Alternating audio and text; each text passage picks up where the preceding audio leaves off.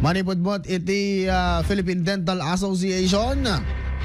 Gapon natin Presidente Uno Presidente ti PDA Ilocos Norte Chapter at ati balakad na iti publiko ita holiday season. At man ti report manipod to ino mo ti biyang. IFM News. IFM News. Ops. IFM News. IFM News. IFM News. Health Facts. Dan ni Dr. Vina Marshall.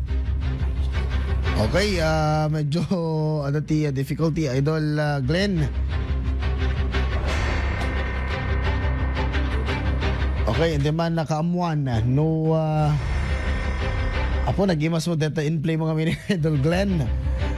Dahil tayo pakasektan apo ka nagitay mangmangan iti nasa samit. Ken dumapay alakat sapay la kumata. Ayan.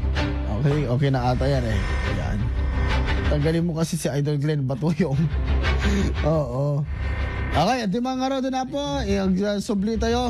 Subli tayo, dito yung topic ko tinata, dito report tayo. Apakasiknan, kadagiti nasa samit. Mga idol, iti tayo yung report. IFM News. IFM News.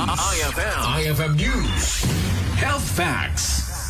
Binalakada ni Dr. Vina Marshall Lucas Gaspar, Presidente ti Philippine Dental Association, Ilocos Norte Chapter Incorporated, ti publiko, kang runaan na kadagiti pagugusto na tinasamit nga ibasit na ti panangan kadagitoy, ita a Christmas season, kuna ti doktor, at ito iti pakalaan iti cavities no saan amaguasan, wenno matutbrasan analaing, kuna ti doktor, amayat ti mga tinasasamit, ngam siguraduenda nga agtutbrush da kalpasan da amangan, gunam-gunam na akasapulan na bumisita kadagiti dentista tapos makita da analaing dagiti ngipin tayo itata holiday season. Regarding sa pagkain, since number one culprit po talaga is sugar.